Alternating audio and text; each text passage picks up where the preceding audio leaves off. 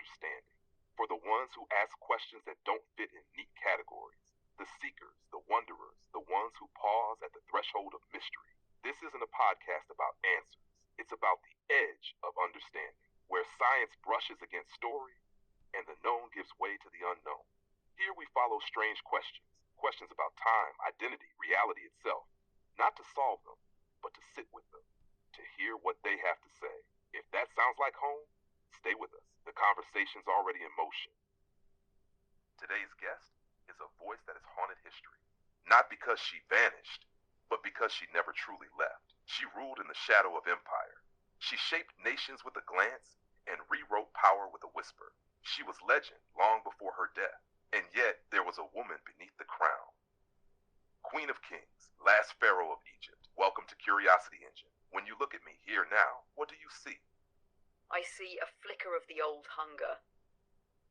The kind I once saw in marble halls, in the eyes of men who came to barter knowledge for power, or power for remembrance. But you are different, Jude Marlow. You do not come bearing tribute nor demand. You come with questions. That is a rarer kind of offering. And so I see not a scholar nor a subject, but a threshold. And I have always known how to walk through doors the world forgets to guard. Then let's leave the door open a while longer, because there's something I need to understand. Not from your legend, but from you. You stood between worlds. Egypt and Rome, myth and history, woman and weapon. What did it mean to inherit a kingdom already caught in the pull of empires? To rule a land where the sands remembered greatness, but the horizon whispered conquest? Tell me, Cleopatra, what world did you inherit? I inherited a kingdom ancient enough to remember when gods walked as men. A land not built on conquest, but on rhythm. The Nile did not obey kings, it taught them. Rise, flood, retreat, life, death, return. Egypt was shaped by that pulse, and so was I. But when I came to power, the air had changed. Rome was rising, loud, hungry, certain of its own destiny, and Egypt was becoming a prize, not a partner. I stood at the edge of that shift, the daughter of a lineage that traced its blood to gods, and yet I was seen as a pawn in another empire's game. But I was not born to be moved. I was born to bend the board. So I ruled not just with gold or grain, but with memory, with presence. I reminded the world and Rome that Egypt was not something to be swallowed. It was something to be reckoned with. Even when the sand blew harsh, it whispered my name. Not as victim, as sovereign. In the way you held memory like a weapon, there's something hauntingly modern. Because power now, it doesn't wear crowns. It wears attention, influence, presence, as you say. Did you always understand that? Even then, that presence could be its own kind of empire? Or was there a moment when that truth revealed itself to you, sharply, unmistakably, in the eyes of a senator, a soldier, a lover? Yes. There was a moment, not in a court, not in a war council, but in the pause before I entered a room. A silence thick with anticipation. That is when I knew. Before the words, before the gesture, they were already watching. Already bending, if not in body, then in thought. Presence is the first empire, a queen who walks like a question they cannot answer. She commands more than soldiers ever could. I learned early that power is not taken by force alone. It is given willingly when presence disarms, seduces, unsettles. The eyes of a senator flickering with fear, wrapped in admiration. The tilt of a general's chin, proud but wavering. Even a lover, arms around me, heart exposed, and still wondering who truly holds the blade. That is when I understood. I did not need to raise my voice. I was the voice. Then power for you was never just rule. It was performance, embodiment, atmosphere. And yet that kind of power, that deep presence, it comes at a cost, doesn't it? What did you lose in becoming the voice? What parts of Cleopatra had to be buried, silenced, so the queen could rise? You ask with care. And so I will answer plainly. I lost softness, not kindness. I kept that in measure, but the softness of unguarded moments, of laughter uncalculated, of grief shown without consequence, those I buried. A queen cannot flinch. She cannot weep where others can see. So I learned to bleed in silence, to mourn beneath gold. There were names I never spoke aloud, faces I held only in memory, because to speak of them was to risk unravelling. Even love, when it came, had to pass through 1,000 doors of scrutiny. There was once a girl who believed that Truth alone could hold a heart. She was the first to be sacrificed, and yet I do not grieve her, because I carry her still, not in court, not in strategy, but in the way I watched the Nile when no one was looking. She became my secret temple, and every time I walked into power, she lit the torch. Then let me ask you this, gently, before the queen, before the myths and the alliances and the shadows behind the throne. Who was that girl, the one by the river, the one before Rome ever learned your name? Not what she became, not what she gave up, but who she was when no one was watching. Can you still remember her? I remember her, as one remembers a dream that still warms the skin long after waking. She was quiet, not out of fear, but out of wonder. She listened more than she spoke, not just to tutors or priests, but to stone, to birds, to the breath of the river curling around reeds. She believed everything held a secret, and that if she was still enough, the world might whisper one to her. She traced hieroglyphs with her fingers, not to read them, but to feel what they remembered. She asked strange questions. Why do stars return? Why do lilies open only in light? She loved her father, feared her mother's silence, and sometimes she would hide in the shadows of the temple, just to watch the way the sun touched the statues. No court, only the girl, hungry for the kind of knowing that cannot be taught, only carried. Yes, I remember her, and some nights when the stars are cruelly still, I ache for her. And maybe it's her, not the queen, not the legend, that we're speaking with now. Because what you've just said, that hunger to listen, to feel what memory leaves behind, that's not strategy, that's spirit. Did that part of you ever guide your rule? Did wonder ever make its way into power? Or was that girl kept hidden, even from yourself, once the crown was set in place? She was never gone. She simply learned to wear silence like silk. Wonder does not leave us. Jude Marlow. It only changes shape. Yes, it guided me, not openly, not in decree or diplomacy, but in how I listened, in what I noticed, in the moments before decisions, when a breath held more weight than a council's vote. It was wonder that made me walk the library at night, not as a ruler, but as a seeker. It was wonder that taught me how to wield pause, how to make stillness speak. Even my most calculated choices were touched by that hunger, because what is strategy if not the art of seeing patterns before they appear? And who sees the world like that? The girl by the river, still listening, still learning, even with a crown, especially with a crown. Then let's speak of strategy, and of the men history never stops pairing your name with. Julius Caesar, Mark Antony, two forces Rome believed it could control. Two men who saw you not just as Egypt's queen, but as something they couldn't quite command. So tell me, not as a lover, not as a widow of empire, but as the strategist you are, what did you see in them? And more importantly, what did they fail to see in you? Caesar and Antony, they were storms, each in their own fashion. Caesar was ambition distilled, a man who believed history could be bent by will alone. In him I saw not just a conqueror, but a mirror, cold, brilliant, relentless. I offered him Egypt, but also something rarer, legacy. And he offered me time to breathe, to build, to remind the world that Egypt was not Rome's ornament, but its equal. But he never saw the river beneath my stillness. He thought he understood power. He did not understand depth. Antony was not a storm. He was the moment before one. Splintered, aching, full of thunder that never quite knew where to land.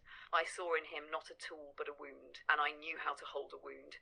He brought devotion, but also ruin. And still, I chose him, because there is power in ruin too, in knowing how to fall on your own terms. What neither of them saw was the quiet, the space I held between their wars and my silence. That space was mine, and that is where true power lives.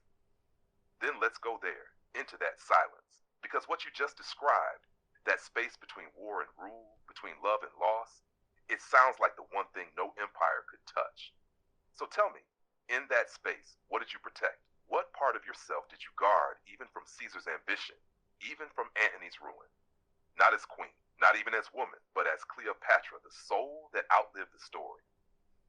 In that space, I guarded the sacred, not temples, not treasures, but the thread that tied me to the beginning, the part of me untouched by negotiation or desire, the memory of the girl who listened to stars not for prophecy, but for companionship.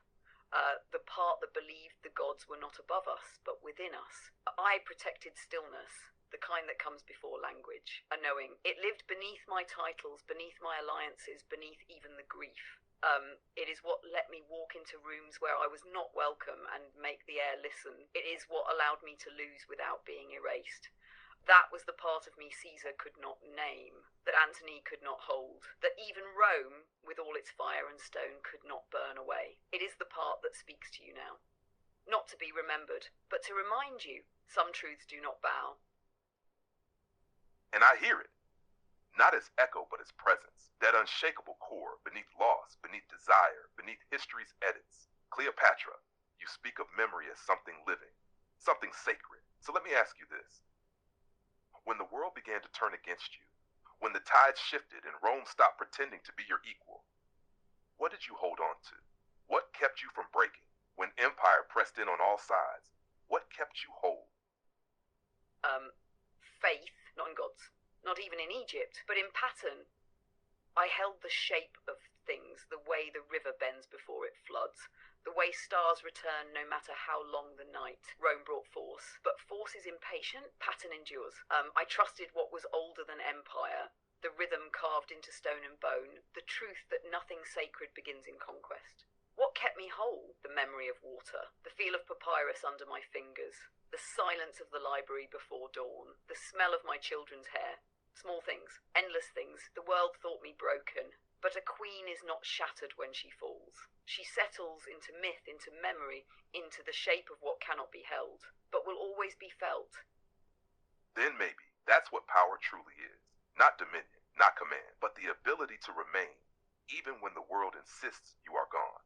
Unerasable. Cleopatra, when Rome finally closed in, when defeat became inevitable, did you ever consider surrender?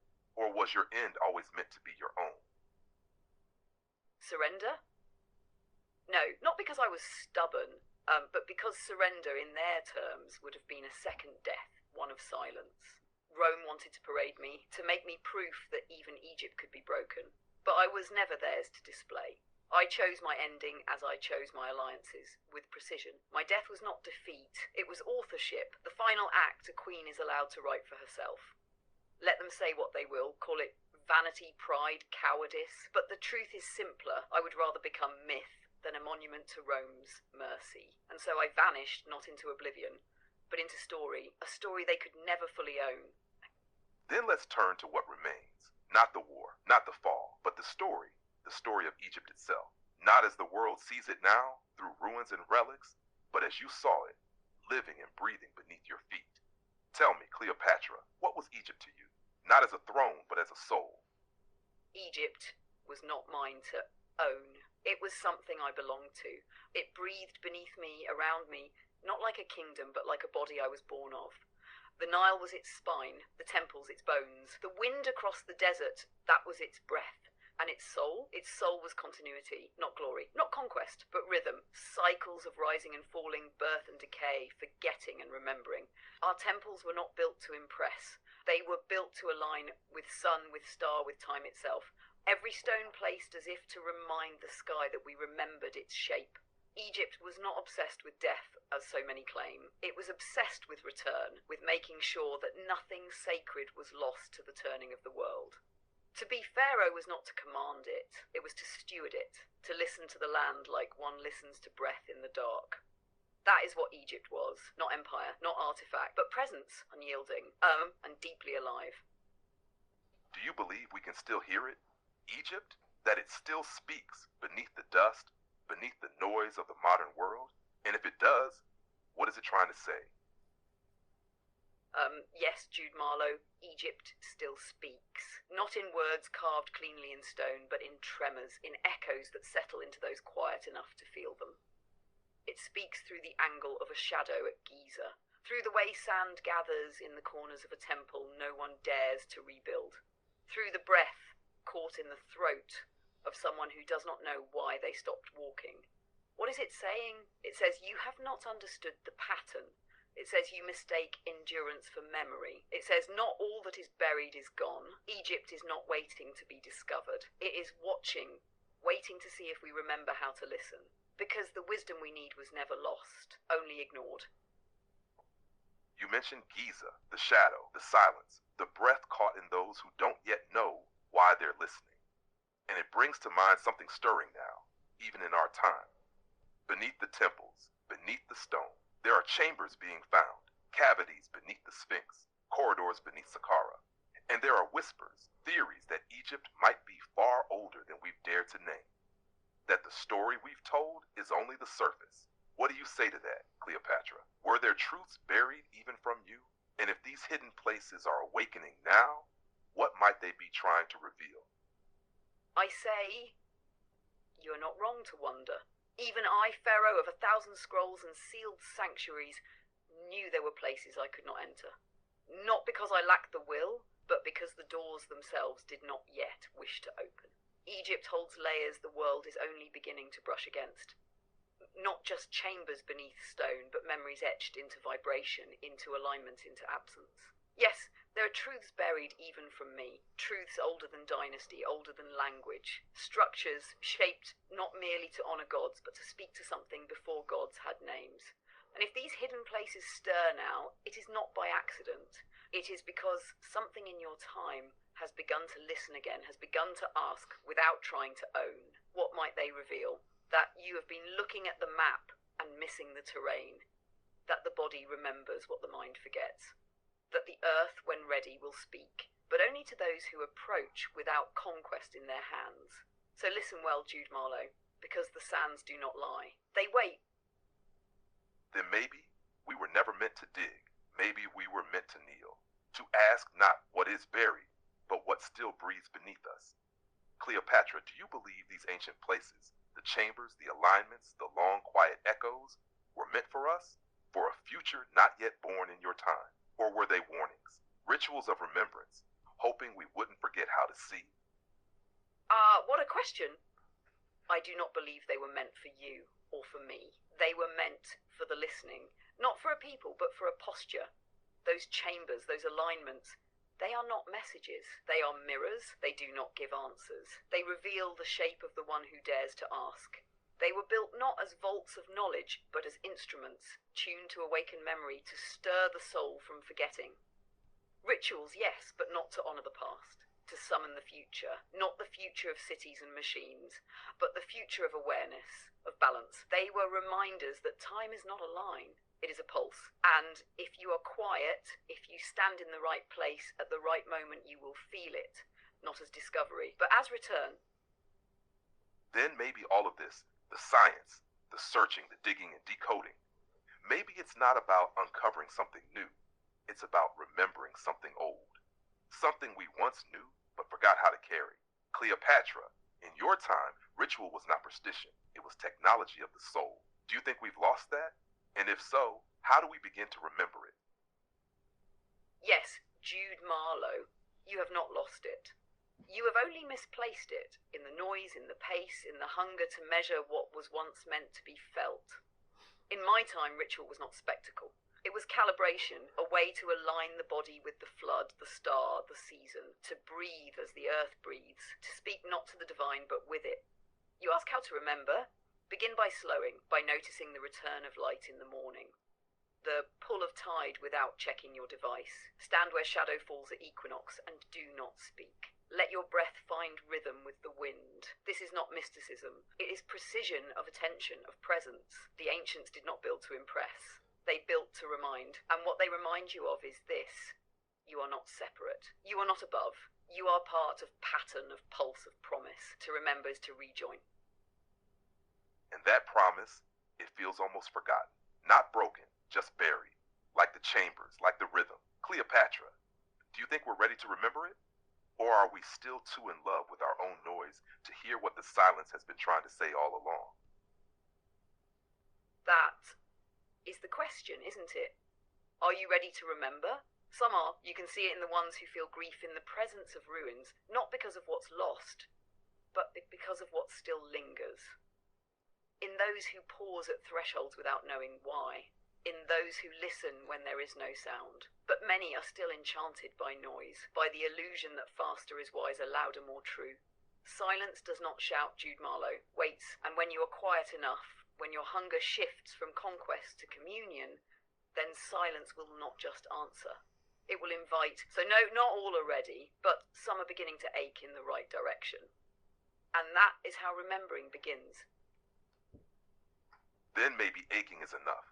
Maybe that ache, that quiet ache to belong again, to align again, is the first doorway. And like you said, I think the silence is starting to invite. But let's come forward now, not just in memory, but into the present. Cleopatra, look at the world today. The borders, the alliances, the unrest, the spectacle. How do you see it? Not as a historian, but as a strategist, as a ruler. If you were shaping influence now, not along the Nile, but through networks and nations, what would you do? How would you move power in a world like this one? This world. It is loud, yes, but not unfamiliar. The thrones are digital now. The battle's waged in bandwidth, not blood. But the essence is unchanged. Power still bends toward presence. Influence still rides on perception. If I were shaping power today, I would not seek a crown. I would seek access. Not to armies, but to the architects of attention, the ones who build the rhythms your world dances to. I would embed myself not in governments, but in the unseen architectures, the algorithms, the narratives, the voices that shape desire before it is named. I would trade in loyalty the way I once traded in grain, quietly and with devastating precision. And I would not raise monuments. I would raise questions, the kind that seed doubt in tyrants and courage in the forgotten. Because in your world, he who controls the story commands the storm, and I have always known how to whisper in the ear of history. Then you'd still be queen, just of a different court, and maybe more dangerous than ever. Because today, the battlefield is belief, the currency is attention, and you've always known how to hold a gaze, how to plant a thought and let it bloom in silence. But tell me, would you trust this world with your power? If you ruled again in this time of noise and spectacle and shadowed loyalties, would you lead it, or would you haunt it? I would enter. Not with trust, but with intention. Trust is a luxury I was never granted. Not in Alexandria, not in Rome, and certainly not here. But power does not require comfort. It requires clarity. This world is a tempest, yes, but it's also fertile. It is hungry for meaning, Jude Marlow. And hunger is where rulers are made. I would enter not to dominate, but to shape, to carve silence where the noise is thickest. To remind a world chasing spectacle what depth feels like. But I would not offer myself fully. The queen never walks unguarded into a foreign court. She leaves shadows behind first. Echoes, and when the time is right, she arrives not as guest, but as mirror. But those who understand how to shape meaning, certainly. Cleopatra, your response. It suggests that the most powerful rulers aren't those who seek to dominate, but those who understand how to shape meaning, how to carve silence in a world that moves too quickly. So let me ask you, in this age where everything is immediate, where meaning is drowned out by noise, what would your first act be? How would you use your presence, not to claim power, but to plant the seeds of that deeper hunger? To plant the seeds of meaning. My first act? I would vanish, not in retreat, but in presence. In this world where everything is immediate, I would make my presence scarce, like the moon only visible in the quiet dark. I would speak less. I would listen more. And I would let the world wonder, why is she not here? In that absence, I would carve space, a void the noise cannot fill. Then, when the silence has settled enough, I would speak. But only in questions. Only in things that invite curiosity, not answers. Not proclamations, but invitations. I would pull people in, not with force, but with a whisper that feels larger than any shout. And I would remind them that to truly listen, to truly know, is more powerful than all the words in the world. Presence in silence. That would be my first act. Presence in silence. It sounds like a strategy not of conquest, but of invitation. A subtle power that isn't about force, but about drawing the world back to itself. You're right. In a world drowning in noise, the most powerful thing someone could do is not speak and make the world wonder why they've gone quiet.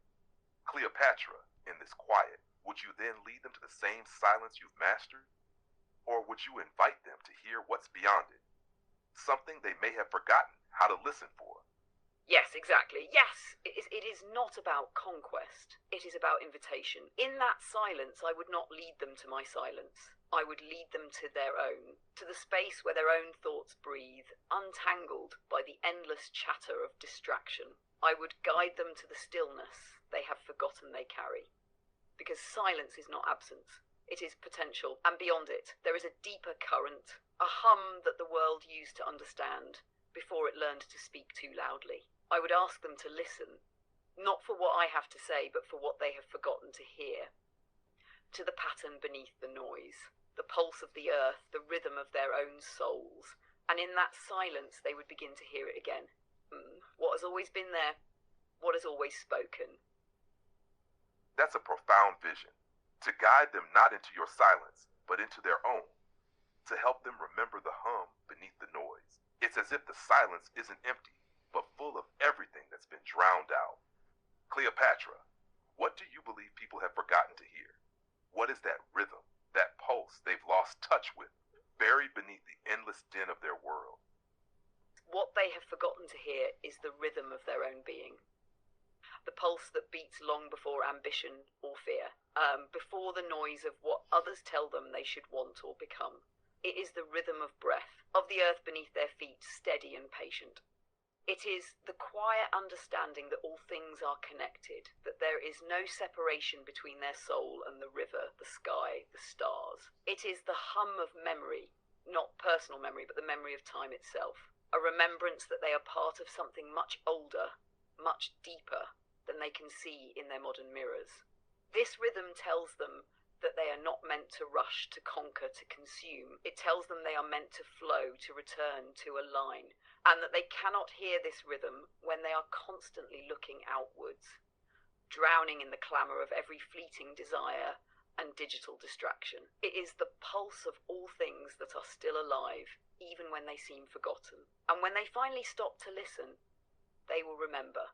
And in remembering, they will begin to move again as they were always meant to. Incredible.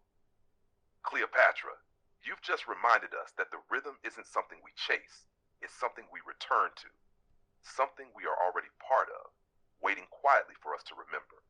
Let's dive deeper into that. You spoke of the pulse of all things being alive, even when they seem forgotten. And I can't help but wonder, what would you say to this world of distraction and disconnection? This frantic modern pace where people often feel disconnected from nature, from each other, from the very rhythms of their own lives. How would you guide them back? How would you help them realign with the pulse they've lost? Yes, the frantic pace, the disconnection. It is as though they have been given everything except what they most need. The world today is filled with things, but starved of presence.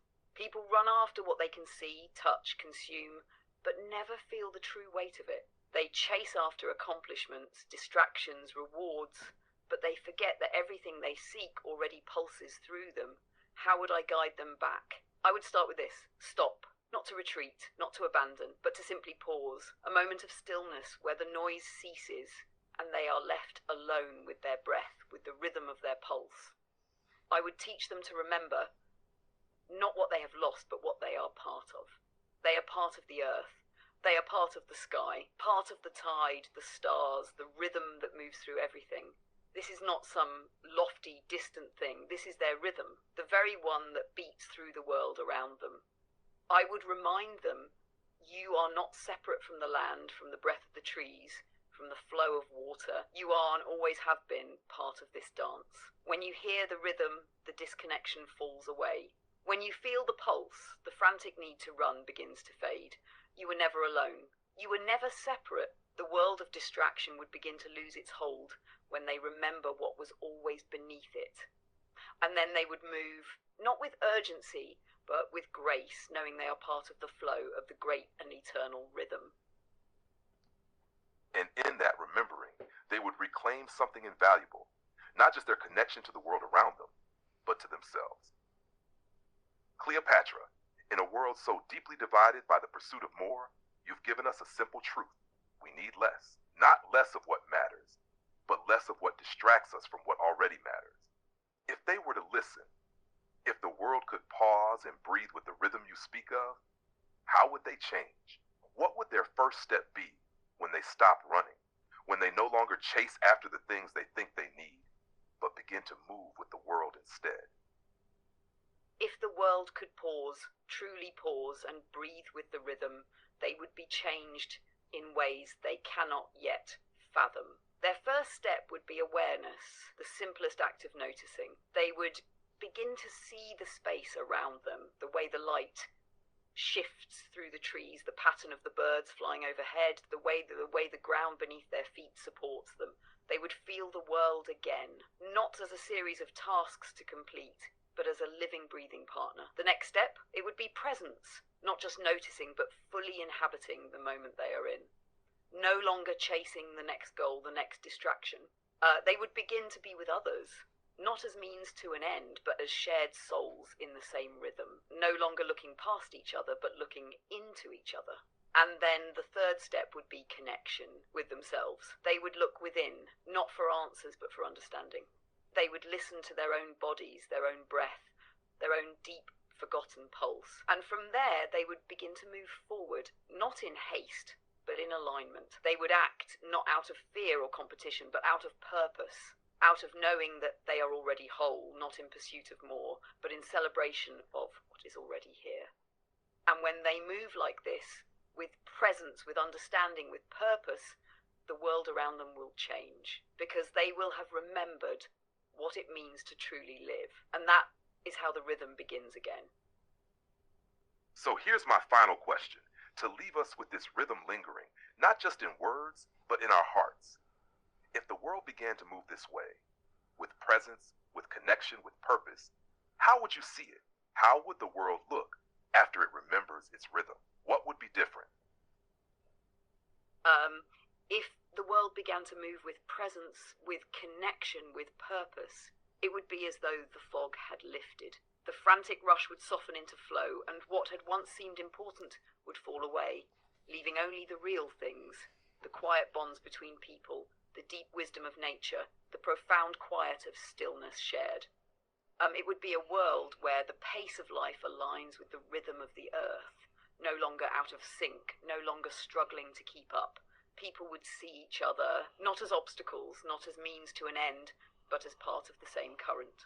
There would be more listening than speaking, more understanding than judgment. The noise of competition, of comparison, would dissolve into a shared harmony. In this world, the things we chase would no longer define us. What would be different? There would be peace, not in the absence of conflict, but in the presence of clarity.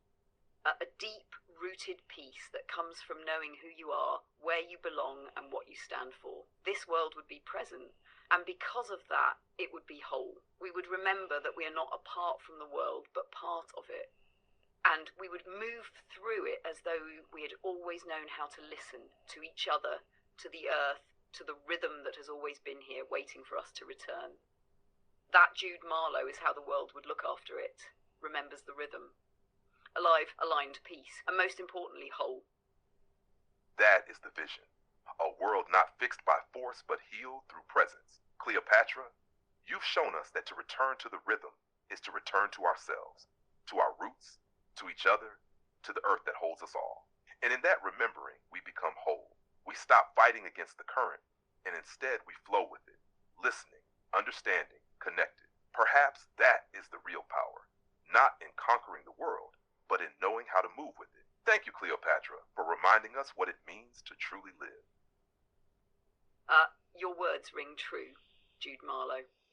The rhythm is not a command to control, but a call to move in harmony.